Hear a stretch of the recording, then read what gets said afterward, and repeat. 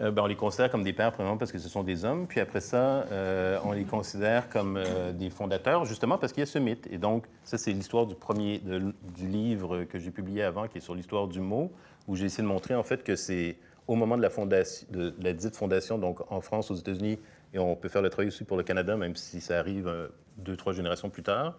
C'est-à-dire que quand il y a ces fameuses fondations des démocraties modernes, en fait, ceux qui les fondent ne se présentent pas comme des démocrates. Ils n'utilisent pas le mot démocratie. Ça, c'est dans les archives. C'est pas, et d'autres auteurs l'ont montré aussi, Pierre-Rosan Vallon pour la France et d'autres. Donc, je ne suis pas le premier non plus à avoir vu ça. C'est dans les textes. Donc, premièrement, ils utilisent presque jamais le mot démocratie pour parler de leur projet. Et quand le mot démocratie est utilisé à cette époque-là, dans les périodes de troubles, que ce soit dans les colonies britanniques ou en France, c'est toujours les autres qui sont les démocrates. Donc, les monarchistes ou les loyalistes vont dire des républicains qui sont des démocrates pour les dénigrer, parce que les démocrates, c'est des gens qui sont, en fait, trop proches du peuple, trop égalitaires, turbulents, violents, immoraux, etc. Et les républicains modérés vont dire non, non, les démocrates, c'est, en fait, les mouvements populaires, etc. En France, les sans-culottes, par exemple.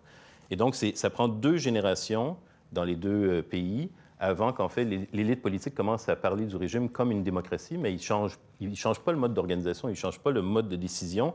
C'est simplement une stratégie électorale. C'est dit à l'époque aussi, c'est pas moi qui ai inventé ça, il faut retourner lire les journaux de l'époque, ou les journaux de l'époque. Aux États-Unis, c'est Andrew Jackson, et en France, c'est surtout autour de 1848, où on dit « Ah, ben c'est bizarre, maintenant tout le monde se dit démocrate, parce qu'en fait, ça permet de séduire l'électorat, ça permet de séduire les foules, parce que ça donne l'impression on défend les intérêts du peuple, là, dans ce cas-là, le peuple social. » Et donc, dans la mesure où c'est un bluff, en fait, c'est du marketing politique, mais que le système ne change pas, je ne vois pas pourquoi, en fait, nous, par exemple, en tant que politologue ou philosophe, on devrait admettre ce changement de terme alors qu'il n'y a pas eu de changement structurel. C'est juste un changement de nom par l'élite elle-même. Donc, je dis, nous, il ne faut pas qu'on se laisse berner, il faut qu'on continue à dire ce que c'est. Ce que c'est une aristocratie élective ou une monarchie élective ou un système parlementaire ou électoral, mais ce n'est pas une démocratie.